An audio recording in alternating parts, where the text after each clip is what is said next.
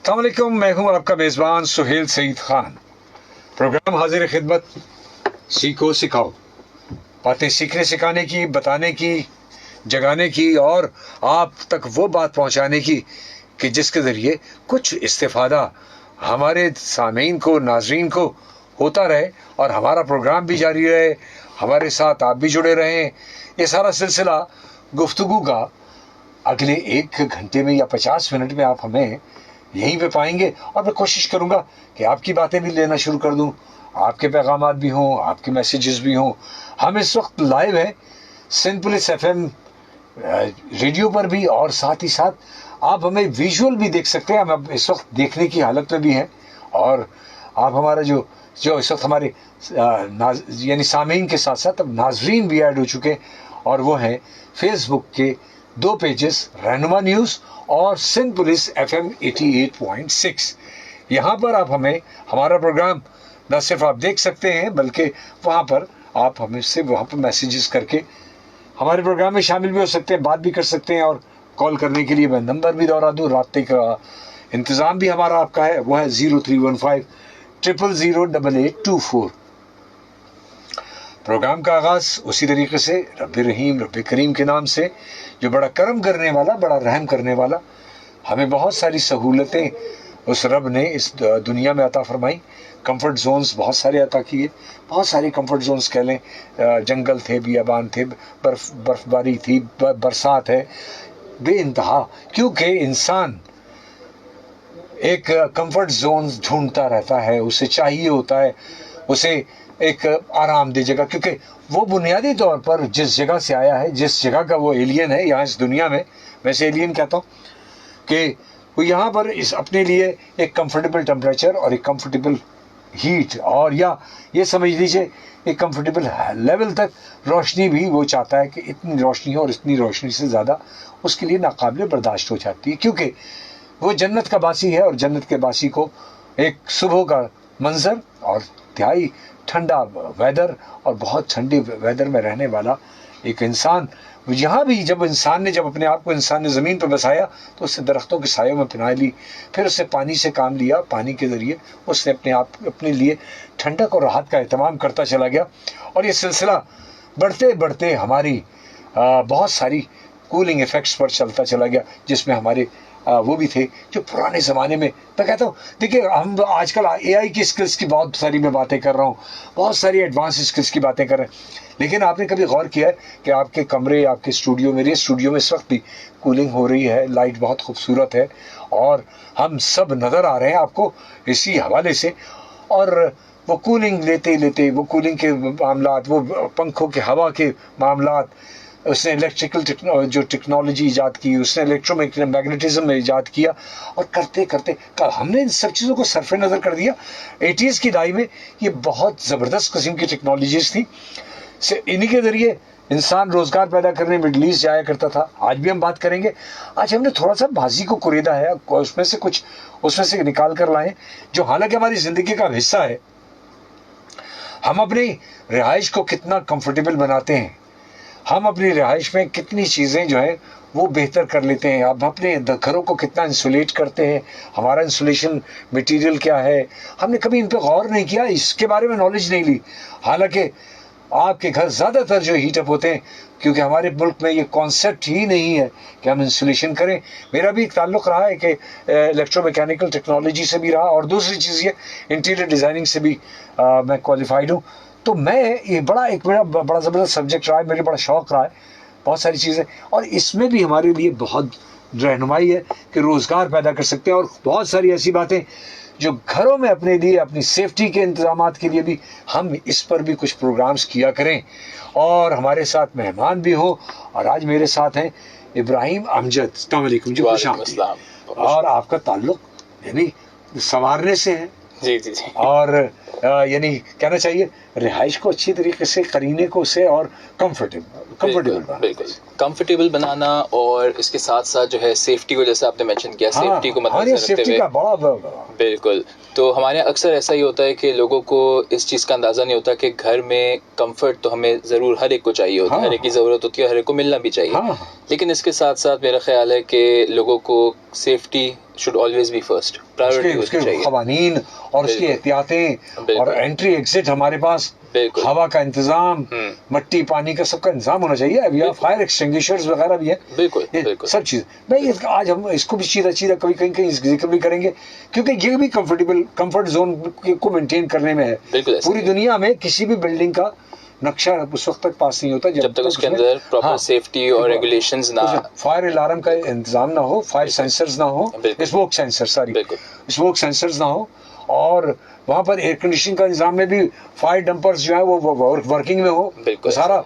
चूंकि मेरा ताल्लुक है तो यहाँ हमारी कुछ इंडस्ट्रीज में तो है, कुछ ऑफिसेज में है, अभी वो फायर डंपर्स वगैरह लगे हुए, फायर लिंक्स होते हैं जो बहुत सेंसिटिव होते हैं। जैसे ही उनको वो लगता है या अब तो स्मोक सेंसर से कनेक्ट कर दिया। इस पहले स्मोक डिटेक्टर नहीं थे, बल्कि उन्होंने किया था, क्योंकि डक्ट के जरिए आग बहुत तेजी से फैलती है, एयर कंडीशनिंग डक्ट से। बस बड़ी बर्बादियां जो हुई हैं, पूरी बिल्डिंगें जो बर्बाद हुई हैं, वो एयर कंडीशनिंग डक्ट से हुई है। बिल्कुल ऐसा ही है। तो मैं चाहूंगा कि आज ये बात हो जाए कि एक ये फील्ड हमारी, जब कभी किसी जमाने में मिडिल ईस्ट जाने के लिए बोला, बड़ा जबरदस्त जीना हुआ करता था, हम पढ़ाया करते थे और लड़कों को ट्रेन करके यहाँ से भेजा करते थे। शॉर्ट कोर्सेज होते थे या जो मिडिल लेवल के दरमियाने दर्जे के 1-1 साल के भी कोर्सेज होते थे, और 3 साल का एसोसिएट इंजीनियर होता है। बिल्कुल ऐसा ही है। तो अब वो भी होता है, लेकिन अब वो सब चीज़ें पसपोश चली गई, कंप्यूटर आ गया, AI आ गई, लेकिन हम चाहते हैं कि इस तरफ भी लोगों को राग़िब करें, तरगीब दिलाएं कि आप अपने बच्चों को, अगर उसके ज़हन में ये है कि मैं इलेक्ट्रोमैकेनिकल में जाना चाहता हूँ, बिला वजह उसको AI में ले जाने की जरूरत नहीं है। बिल्कुल ऐसा ही है उसकी सलाहियत के एतबार से। जी। देखें, फील्ड जो है ना हमारे यहाँ माशाल्लाह से इंजीनियरिंग की एज ए होल, एक जनरल अगर टर्म ले लें इंजीनियरिंग, तो उसमें इतनी सारी ब्रांचेस हैं और इतनी चीज़ें हैं जो हम एक्सप्लोर कर सकते हैं। ठीक है, हमारे यहाँ क्या होता है कि सबसे, अगर जो हमारे काम से सबसे ज़्यादा जुड़ी होती है वो होती है सिविल इंजीनियरिंग, जो लोगों को प्रॉपर नक्शे, मैप वैप घरों के हर चीज़ की बना के देते हैं। जब तक कंस्ट्रक्शन होगी नहीं, बिल्कुल, तो हम ना उसमें इलेक्ट्रिकल, ना मैकेनिकल, ना प्लम्बिंग, कोई भी चीज़ डाल सकते हैं, जिसको हम MEP ड्राइंग्स कहते हैं, जो हर एक उसकी बनती है। तो अक्सर ये होता है कि अब ये चीज़ों में ना बहुत ज़्यादा सख्ती आना शुरू है, जो बहुत अच्छी चीज़ है कि MEP ड्राइंग्स के हिसाब से आपके कमरे के अंदर स्मोक डिटेक्टर्स कितने होने चाहिए, साइज के हिसाब से, कहीं से भी धुआं आया उसे डिटेक्ट किया और उसने अलार्म बजा दिया। बिल्कुल, और बहुत सारी चीज़ों को शट डाउन भी कर दिया। बिल्कुल। अब अक्सर ऐसा होता है कि हम जब अपनी नई बिल्डिंग्स के अंदर अब देखते हैं कि ये प्रॉपर सिस्टम्स एस्टैब्लिश्ड हुए हुए हैं, और ऐसा होना भी चाहिए।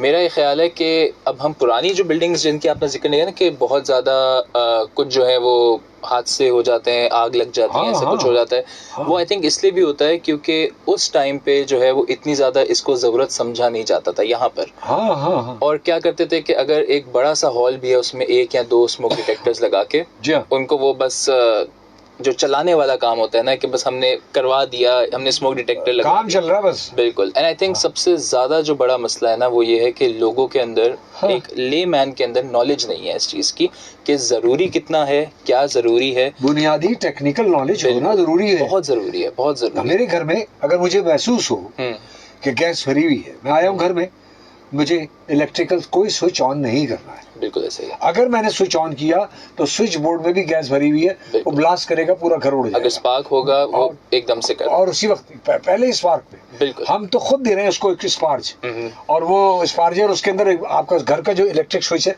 वो भी स्पार्जर है। आज हम सेफ्टी पर भी करते जाएं और उन टेक्नोलॉजीज के बारे में बात करते जाएं, तो जैसे अब तो इतने एडवांस हो गए कि फायर सेंसर, जो उसका स्मोक सेंसर ने जैसे फील किया तो नोजल्स ऑन हो जाती हैं और उनसे स्प्रे ऑन हो जाता है। बहुत ज्यादा ऐसी हसास गोदाम जहाँ जब तक मदद आने से पहले इतनी कि कूलिंग इफेक्ट आ जाए और वहां पर वो हीट, अच्छा हीट ज्यादा बढ़ने से भी चीजें जल जाती हैं। बिल्कुल ऐसा ही है। आमतौर पर आग कहीं लगी है, हीट इस कमरे में आई है और इस हीट ने रखी हुई चीजों को जलाना शुरू। बिल्कुल, जो प्लास्टिक होती है इस चीज वो तो बिल्कुल पिघल जाती है। हालांकि लोग ये कह रहे हैं ये तो सारा दरवाजा बंद था, सब सील था, लेकिन आप ये नहीं सोच रहे कि इस कमरे का टेम्परेचर जो है वो एक्सीड कर बढ़ता जाता है। हाँ। बिल्कुल ऐसा ही है, बिल्कुल ऐसा। और पता है क्या, हमारे अगर हम फायर सेफ्टी के हवाले से बात करें तो घरों में स्पेशली जो है हम लोगों ने अब क्योंकि गैस की शॉर्टेजेस होना शुरू हो गई हैं, उसकी वजह से हम लोगों ने सिलेंडर्स वगैरह लेना शुरू कर दिया। सिलेंडर्स के अंदर जो है ना वो, क्योंकि हम घर की सेफ्टी सबसे प्रायोरिटी होती है कि वहाँ पे बंदा रहता है, वहाँ पे उसका रहना सहना है, तो उसको सबसे ज्यादा प्रायोरिटी उस जगह को देनी चाहिए। बिल्कुल है, बिल्कुल है, बिल्कुल। सो किचन्स के अंदर मैं देखता हूँ अक्सर लोगों ने जो है वो अपने सिलेंडर्स वगैरह लगाए होते हैं। अब एक चीज का लोग ख्याल नहीं रखते कि सिलेंडर्स भी जो हैं वो अब आते हैं फाइबर के, जो थोड़े से ज्यादा अच्छे बेहतर होते हैं और स्ट्रेंथफुल है, और स्ट्रेंथफुल भी है। क्यों? क्योंकि उनका टेम्परेचर भी इतना ज्यादा, बॉडी टेम्परेचर जो है वो इतना ज्यादा नहीं इंक्रीज होता, हीट एब्जॉर्ब नहीं करते। बिल्कुल। सो लोग अक्सर क्या करते हैं, गलतियां मैं देखता हूँ कि चूल्हे के पास सिलेंडर रखना सबसे बड़ी गलती है, क्योंकि सिलेंडर खुद और गैर मयारी भी, वो जो एक आम ऑर्डिनरी चादर के बने होते हैं और उसमें एक्सेस जो है वो चार्ज कर देते हैं। अच्छा, थोड़ी देर के बाद जब हीट बढ़ती है तो वो वॉल्यूम बढ़ना शुरू हो जाता है। बिल्कुल। और सिलेंडर के अंदर ना हमें कभी भी 70% उसकी कैपेसिटी की 70% से ज्यादा नहीं बनानी चाहिए। क्योंकि वजह जब हीट अप होगा तो एक्सपैंड होगी गैस, होगी तो प्रेशर बढ़ेगा। बिल्कुल। और उसकी वजह से वो फट भी सकता है। लोग इन पहले वाले जो आया करते थे, जो ओल्ड कदीम बरशेन के या फॉन के या पाक गैस के, तीन वो पहले शुरू की कंपनियां थी, उनमें तो बहुत हैवी होते थे वो। एक्चुअली उनकी गेजेस, हम कहते हैं गेज के अंदर इसको कैलकुलेट करते हैं। तो गेज एक ऐसी चीज होती है जो आगे भी हम इनको बताएंगे कि गेज जितना कम होना है उतनी ज्यादा अच्छी थिक चादर होगी। हाँ जी, बिल्कुल बिल्कुल। तो 4 या 6 गेज का बिल्कुल वो मोटा होगा, 10 गेज का उससे पतला होगा, और 12 या 14 गेज तो बिल्कुल पतली, बिल्कुल ही पतली हो जाएगी। ठीक है, जिससे 14 गेज 12 गेज होते हैं, जिससे गीजर की वो बनती है, बॉडी बनती है। वो जो अब अगर जिसमें जहाँ कुएं का पानी इस्तेमाल होता है वो 10 गेज पे 8 गेज पे बनाते हैं। बिल्कुल। सो इस तरीके से ना लोगों को ये पता होना चाहिए कि ये चीजें कुछ होती हैं, चीजें जिनका बहुत ख्याल रखना पड़ता है, खासतौर पे घर पे रहते वक्त। अपने घर की तमाम गैजेट्स के बारे में नॉलेज रखें, या हम ये सिलसिला चलाएंगे और इन प्रोग्राम्स का और ये मालूमात जो है लोगों को दिया करेंगे वक्तन फवक्तन। बिल्कुल, क्योंकि देखें बहुत सेफ्टी बहुत जरूरी है। लोगों की जो सेफ्टी है, जैसे आपने कहा ना, सेफ्टी में सबसे ज्यादा इम्पोर्टेंट उन चीजों को देनी चाहिए जो आप देख भी नहीं सकते। फॉर एग्जाम्पल बिजली।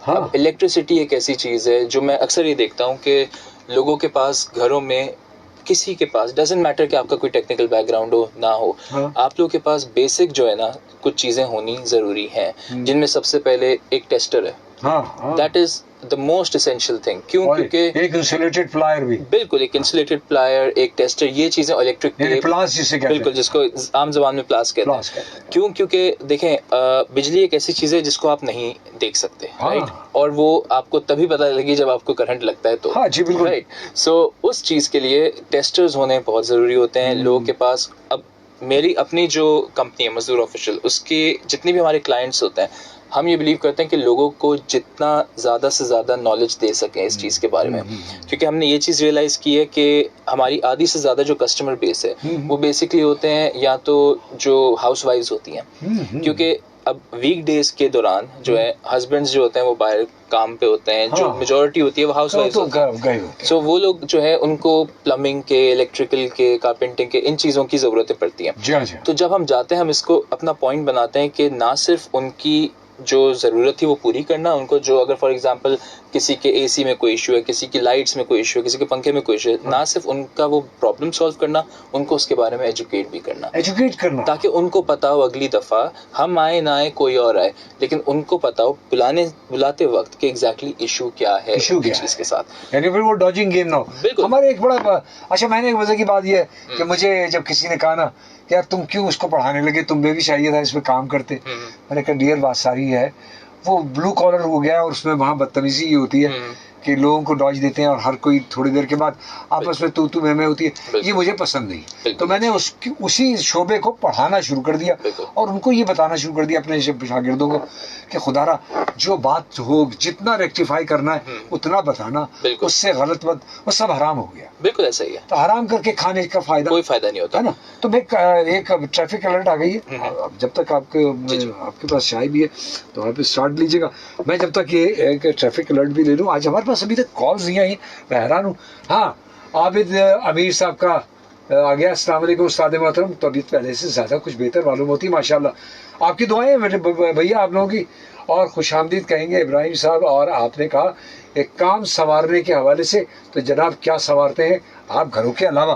तो घरों के अलावा भी वो कह रहे हैं, तो घरों के अलावा ऑफिस भी हैं और फैक्ट्रीज हैं, कंपनीज भी हैं। अब कह रहे एक ट्रैफिक अलर्ट दे दो, एक ट्रैफिक दबाव है बड़े ही, और वो हो रहा है गुरु मंदिर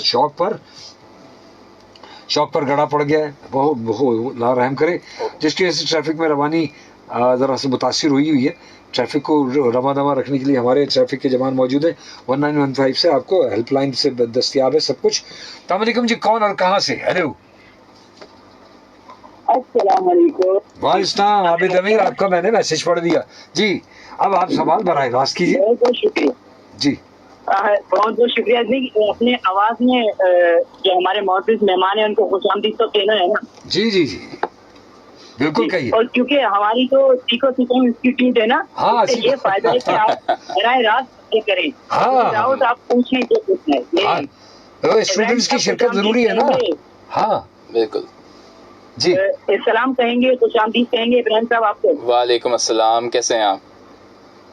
अल्हम्दुलिल्लाह। आपके साथ जो सवारने का अल्फाज जोड़े है ना उस्ताद मोहतरम ने जी, इससे पहले मैं ये बात कहूंगा जो उस्ताद ने कही कि वो रब्बे रहीम वो रब्बे करीम की जो शान बयान की, तो मैं कहता हूँ कि जो पूरे जहान को चलाने वाला रब है, हाँ। पूरे जहान को चलाने वाला रब है, हाँ, हाँ। तो वो मुझ जैसे अदना शख्स के मसाइल पे कैसे ना नजर होगी उसकी। हाँ हाँ, तो मेरे मसले हल होने के लिए उसकी कुन की इंतजार है बस।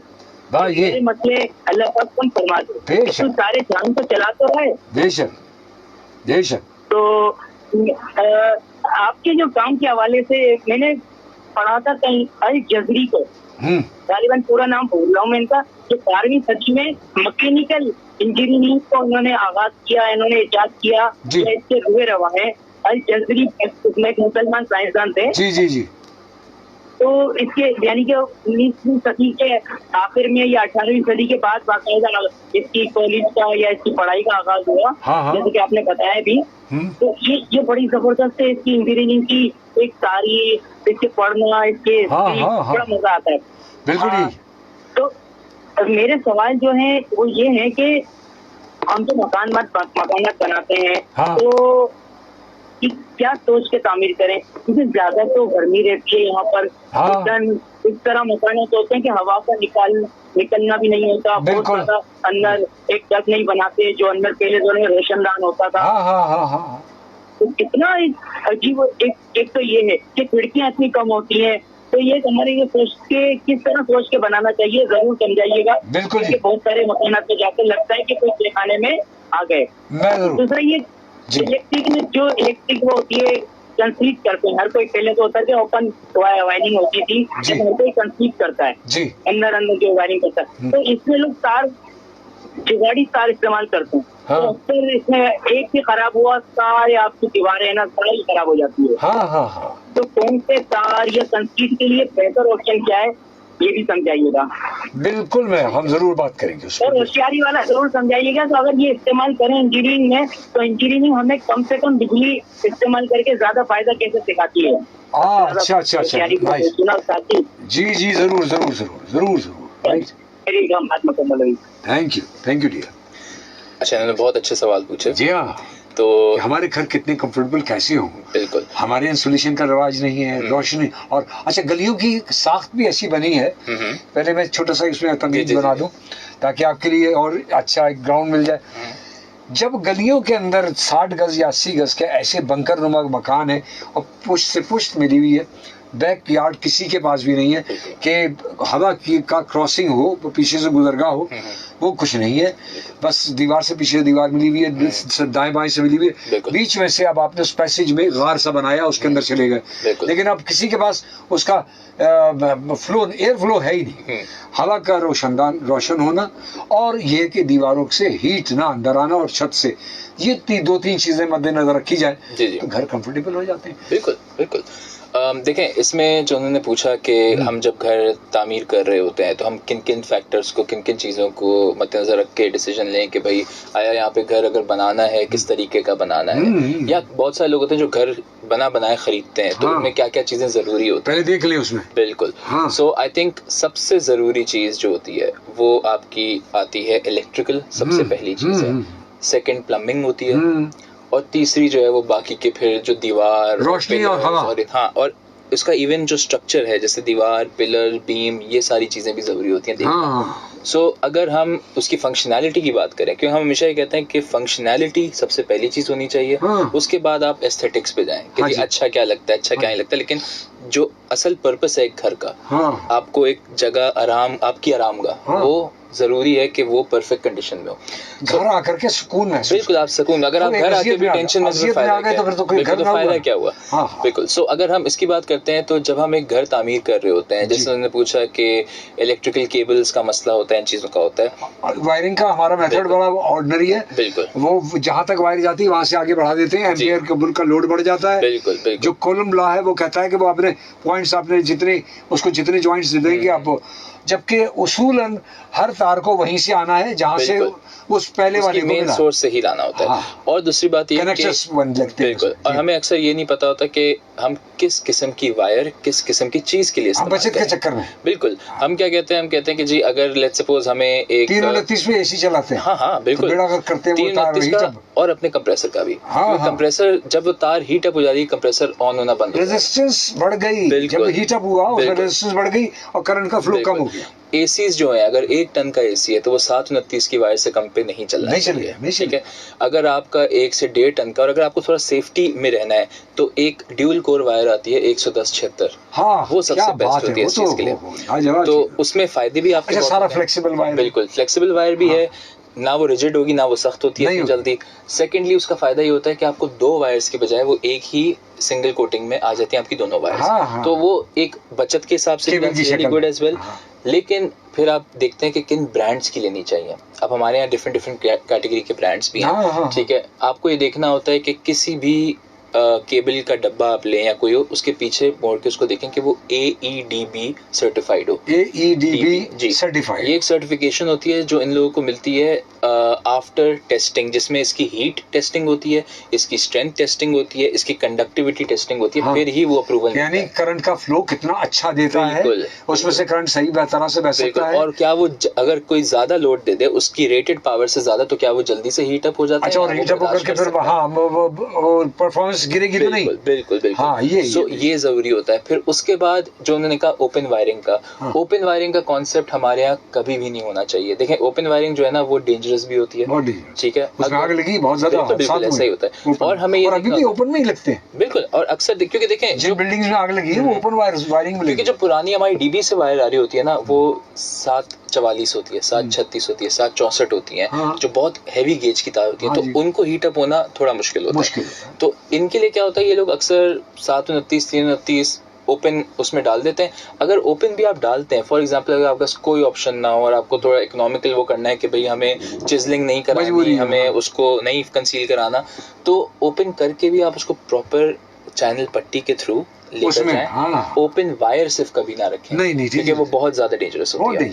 और उसके साथ साथ जो घर के लिए और चीजें होती हैं, प्लम्बिंग में हमें ये देखना होता है कि सीपेज सबसे बड़ा इशू होता है। किसी भी घर को देखते हुए आपको सबसे पहले ये देखना होता है कि अगर आप एक घर ले रहे हैं लेट्स सपोज, और उसके पहले फ्लोर पे बाथरूम है, तो क्या बाथरूम के अंदर ग्राउटिंग जो है वो सही हुई हुई है, बाथरूम्स की जो किनारियां बनी हुई प्रॉपर सही बनी हुई हैं, जो ड्रेनेज का हमारे ये चीज का ध्यान नहीं करते। बिल्कुल, उस वक्त नहीं करते। मसला क्या होता है कि जब यूज करना शुरू होता है, जब नीचे वाला जब शोर मचाता है, आवाज आती है ना। बिल्कुल। और सबसे ज्यादा ये कॉमन फ्लैट्स के अंदर है, क्योंकि फ्लैट्स में तो देखें कमर्शियल किसी भी प्रोजेक्ट में बिल्डर्स जो होते हैं वो कोशिश करते हैं कि जी कम से कम कॉस्टिंग पे हो हमारा। हाँ जी, बिल्कुल है। उसके चक्कर में वो लोग मटेरियल की क्वालिटी गिरा देते हैं, लेबर की क्वालिटी।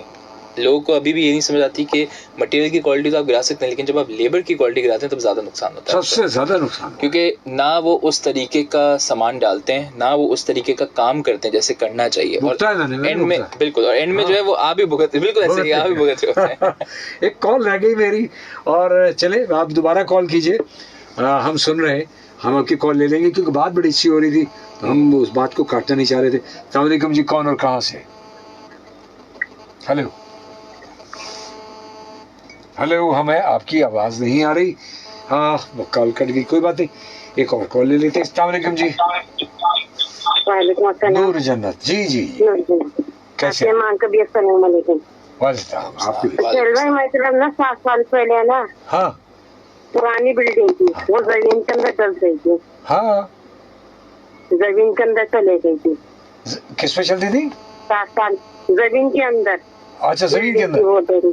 अच्छा अच्छा, जमीन के अंदर चले गई थी। ओह अच्छा, वो ठंडा रखने के लिए उन्होंने बनाया। हाँ, पहले की। सारे मरे भी थे लोग। हाँ ठीक है, right right right right right.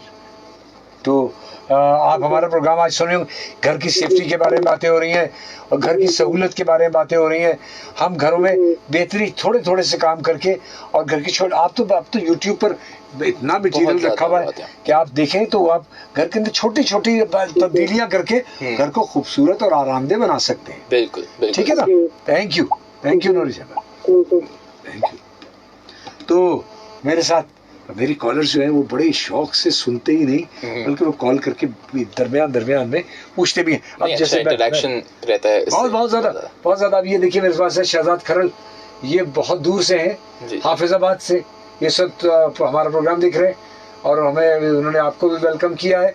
लैया अड्डा हाफिजाबाद, वहाँ से है। और इसका सवाल यह है कि जो इमारतें होती हैं वो बड़ी उनकी हत्तुल इम्कान लाइफ कितनी होती है, कोई लाइफ नहीं होती। लाइफ तो उसके इस्तेमाल पर होती है। सोहेल भाई, कभी कभी घर की सेटिंग चेंज करते हैं तो ना, तो घर में लगता है कि जैसे पर्दे चेंज कर दिए, अलमारी, ड्रेसिंग, पलंग, सेटिंग चेंज कर दी, जिंदगी में चेंज आने लगता है। चेंज चाहता है इंसान का, में मिजाज एक तनव्वुर पर है, उसको तब्दीली चाहिए, उसको वेरिएशन चाहिए, हर लम्हे मंजर बदले तब खूबसूरती मजा देती है।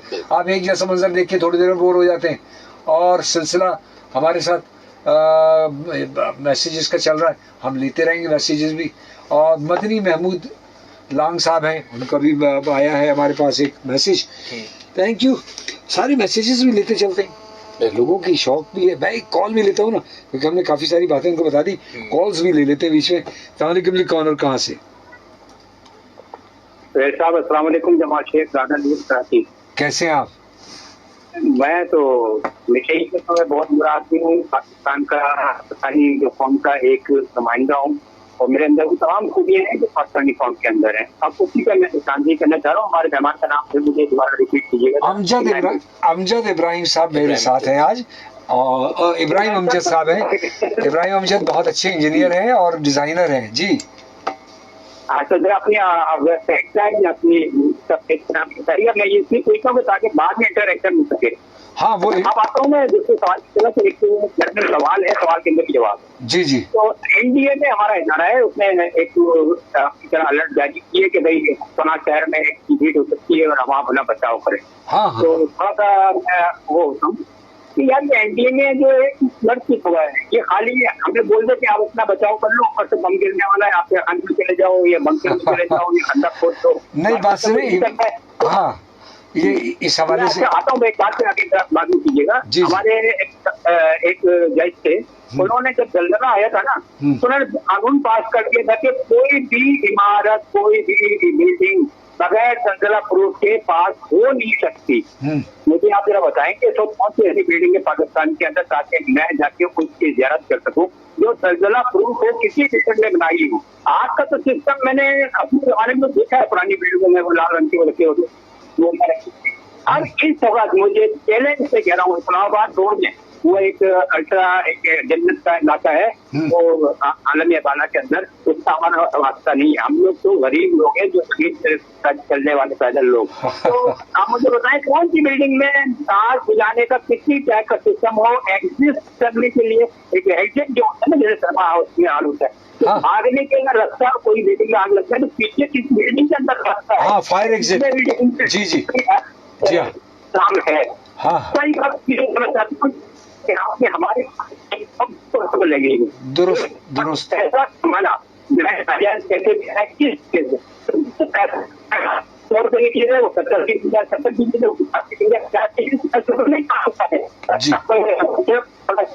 जी, आपकी आवाज कट रही, आवाज बहुत कट गई, आवाज काफी कट रही। पहले ठेकेदार 50% लगाते थे जी, अब रेशियो इतना हो गया है कि वो 50% भी नहीं लगा रहे, उससे ज्यादा खा जा रहे हैं। अब ये पुल जो बन रहे हैं या और काम हो रहे गवर्नमेंट की तरफ से, तो वो ठेकेदार टेंडर पास होते हैं, वो खा जाते हैं। तो भाई चलेगा कैसे? जो अभी आप बता रहे हैं तो लड़ के वहाँ गिरना पड़ गया है। यहाँ से पूरी कौम में और हर मामले में हर शोबे में गिरने पड़े हुए। अब हमें इस बात पे लड़ना है। मैं आपसे फिर से कहूंगा, जब कौम को आप सुधारने की एक लिमिट चलाएं। जी, अल्लाह जी, थैंक यू, बड़ी अच्छी बात कही। हम उसी हवाले से बात कर रहे हैं कि हम कैसे अपने कामों में सुधार ला सके, कुछ गाइडलाइन हो, कुछ आम इंसान को ये पता हो, मैं एक लेमैन को ये मालूम हो कि घर में, अभी उन्होंने बात कही कि फायर एग्जिट्स नहीं है अक्सर बिल्डिंग में, लेकिन अब नई बिल्डिंग जितनी मैंने देखी अब उनमें बनना शुरू हो रहे हैं, अब उनमें हो रहे हैं। एक्चुअली आई थिंक इसके सबसे ज्यादा इम्पोर्टेंट जो चीज़ है ना, वो ये कि हमारे यहाँ जितनी ज्यादा से ज्यादा नॉलेज हम अवेयरनेस हम फैला सकें इस चीज के मामले में। इसी तरह हमारे नशियाती इदारों पे या टेलीविजन पे बिल्कुल ऐसी बातें होती रहे। एक कॉल और ले लेते हैं। अस्सलाम वालेकुम जी, कौन और कहाँ से? वालेकुम अस्सलाम। अस्सलाम, कौन सा? शकील बात कर रहा हूँ और गाड़ी चलाता हूँ मैं। जी भैया, रिक्शा ना। तो भैया अभी बात हो रही थी प्रोग्राम की, मैं आपका प्रोग्राम सुन रहा था। हाँ, इंजीनियर साहब आपके साथ बैठे हुए जी। अगर के कोई बिल्डिंग ऐसी है जिसकी यानी कि तकरीबन 10-12 माले बन रही हुई है गार्डन जेलानी मस्जिद पे, मैंने सुना था उसकी बेसमेंट नहीं होती यानी कि पार्किंग तहखाना जो जी, तो उसकी बेसमेंट पूरी नीचे धस गई। ओह माय गॉड, बेसमेंट नीचे धस गई। हाँ, पाइलिंग का काम नहीं हुआ उसमें, पाइलिंग वर्क नहीं था वहाँ पर। जी, तो बिल्डिंग वहीं पर वहीं खड़ी हुई है, ना कोई पूछता है, ना कोई देखता है, ना कुछ। वो एक रात को सिस्टम पे हुआ था, मीडिया आई वो आए, तो इंजीनियर साहब से पूछा जाएगा जी कि मैं पूछना चाहूंगा कि ऐसा क्या है उस बिल्डिंग के अंदर कि बेसमेंट डल गई और बिल्डिंग खड़ी हुई है, लोग रिहाइश पजीर भी है। वो मैं अभी इसमें बात करते हैं। राइट जी, थैंक यू गार्डन के ऊपर इकरा अपार्टमेंट है, इमाम बारगाह वाली गली में। जी, जरूर। राइट, सही है, मेहरबानी, थैंक यू जी। अच्छा, इन्होंने एक बहुत अच्छा सवाल किया, मैं इसके हवाले से इनसे बात कर दूंगा। सो होता यह है कि अक्सर बिल्डिंग्स हैं, ठीक है, बिल्डिंग्स में हमारी एक पिलर्स होते हैं जो नीचे की तरफ जाते हैं, बीम्स होती हैं जो हॉरिजॉन्टली उनको सपोर्ट उसको कनेक्ट करती हैं और एक पूरा जाल की कैफियत बना लेती है। अब होता क्या है कि आपने अक्सर देखा होगा या इन्होंने भी अक्सर देखा होगा, बिल्डिंग्स जब बनना शुरू होती हैं, जब कुछ भी नहीं बना होता, सिर्फ बेस बनी होती है, तो उसके ऊपर इतने बड़े लोड टेस्टिंग रखे हम इनकी पहले जमीन के नीचे फाइलिंग करके वो पता कर लेते कि जमीन की कैफियत कितनी है, कितना लोड बेयर कर सकती है जमीन, ठीक है। अब उसमें मसला क्या हो कि अगर ये प्रॉपर्ली ना की जाए, इसमें पाइलिंग का भी एक तरीका होता है। सिर्फ ऐसे नहीं होता कि आपने आके पत्थर रख दिया और आपने कहा कि नहीं भाई अब देखते हैं कितना इसमें वो स्ट्रेंथ है। उसकी एक तरीका होता है कि बीच में कितना लोड रखना है, साइडों में कितना लोड रखना है। अगर वो प्रॉपर्ली ना हो तो ये जैसे कह रहे हैं ना कि बिल्डिंग साइड से बिल्कुल सही है, हर जगह से सही है, बेसमेंट बीच की जो बेस है वो डस गई है, वो बीच की जमीन हो सकती है, बिल्कुल गई हो, और साइडों की जमीन जो है चूंकि वो सीमेंट के साथ पुख्ता हो गई थी, बिल्कुल, तो वो ठहरी हुई है। अक्सर ये होता है कि अगर वही बात जो हमने कही रीइंफोर्स किया जा सकता है, बिल्कुल, अगर बुनियाद पहले ना मजबूत बनाई जाए ना, बाद में ये इश्यूज आते हैं, हमेशा आते हैं। और इसके साथ साथ हमारे जो घर के लिए जैसे हम बात कर रहे थे अभी के घरों की भी जो मेंटेनेंस वगैरह ये सारी चीजें, सो घरों में आजकल जो अभी सबसे ज्यादा एक इन डिमांड चीज है वो है एसी है। और हमारे यहाँ आई थिंक एसीज को लेके ना लोग बहुत ज्यादा, जैसे आपने बात की कि ब्लू कॉलर जो जॉब्स होती हैं उनमें एक डिवीजन होता है।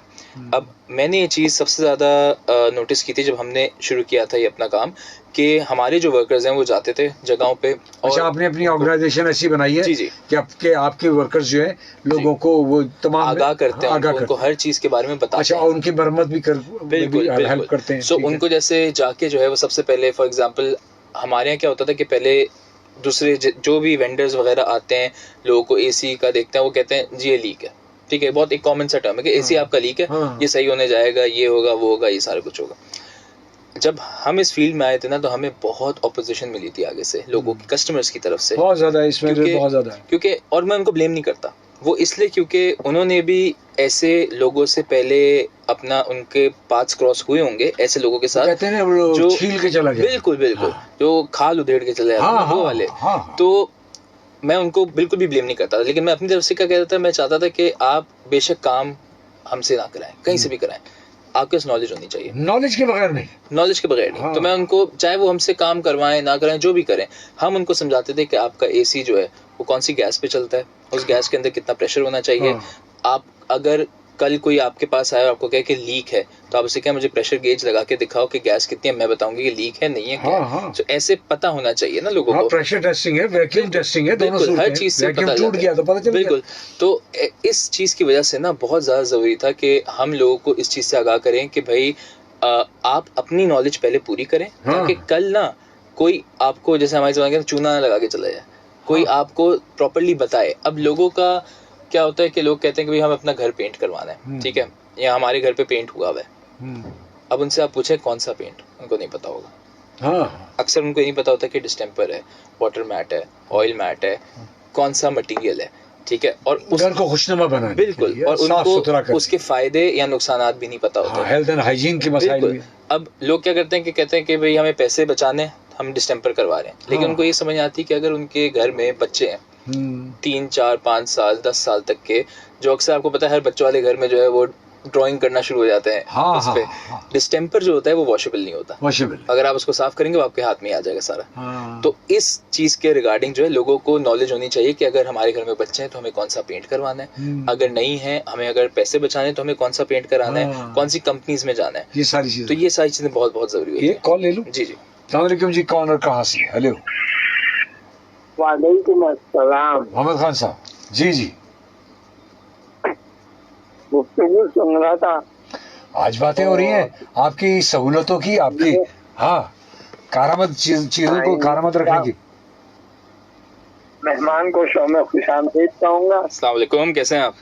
और अल्लाह का लाख लाख शुक्र है। सर, हमारे पड़ोस में एक घर बन रहा था जी, और उसके ठेकेदार ने पता है बड़े आराम से, क्योंकि आरसीसी का डर रहता तो उसने नीचे के 2 बीम का आ गया, और मेरी नजर उस पे ही थी, क्योंकि मैं जब छत पे चढ़ता था मैं नीचे उन्हीं को देखता था। देखिए वो आ गई थी ना, जब उन्होंने ऊपर काम शुरू किया तो मैंने वो मकान मालिक को बुलवाया, मैं कहा यार यहाँ का और यहाँ का बीम तो इसने डाला ही नहीं है। तो ऐसा ना हो कि ये कर पूरी का पूरा जो है ना तुम्हारे गले पड़ जाएगा। बिल्कुल बिल्कुल। तो मसला ये है कि मैं आपकी बात को ज़ेर ज़बर सुनकर मैं कहता हूँ हर बंदे को पहले कोई भी काम करे, एसी का हो, कारपेंटर का हो, किसी का भी हो, पहले उस काम के बारे में मालूमात हासिल करें और उसके बाद वो काम करवाएं। तो मैं कहता हूँ बंदे को बहुत बड़ा लॉस होने से बच जाएगा। हमारे यहाँ तो ठेकेदार, चाहे वो कारपेंटर हो, चाहे वो कंस्ट्रक्शन हो, चाहे वो इलेक्ट्रिशियन हो, हर बंदा जो है ना वो काम को इबादत समझ कर नहीं, काम को इनकम समझ के करता है। और जिस दिन हमने ये डिफरेंट अपने अंदर चेंज कर दिया और हमें समझ आ जाए कि काम को इबादत समझ के करने में, कहता हूँ किसी इंसान को भी लॉस नहीं होगा। बेहतरीन, शुक्रिया, अल्लाह हाफिज। सब इस बात को समझने लगते हैं और आगे ही को एक्सेप्ट करते हैं कि आगे ही बहुत जरूरी है। बिल्कुल। तो हमारे यहाँ मैं ये चाहूंगा कि इस पर हम अपने इस पर भी टॉपिक चलाया करें, क्योंकि अब ये मेरा एक शोबा था तो आज उसको बाहर निकाला है तो अंदर से वो वाला आदमी फिर जागा है। तो मैं और बड़ा अच्छा लगा आज आपके साथ ये बड़ी अच्छी बहुत अच्छा टॉपिक हम लेकर आए कि घरों में एहतमाम करें और घरों में सफाई सुथराई का एहतमाम के साथ साथ टेक्निकल जो तमाम चीजें हैं वो बहुत म्यारी हो। बिल्कुल जरूरी है, बहुत जरूरी है। मैं चाहूंगा कि आपके आखिरी कलमात हो और हम यहाँ से इख्तिताम लें। ठीक है जी। देखिए, मैं सिर्फ लोगों से यही रिक्वेस्ट कर सकता हूँ कि अगर अपनी वेल बीइंग, अपनी जो लाइफ का स्टैंडर्ड है उसको अच्छा रखना है, उसको सेफ रखना है, तो जितनी इंफॉर्मेशन ले सकते हैं अपने घर की सेफ्टी के हवाले से वो लें।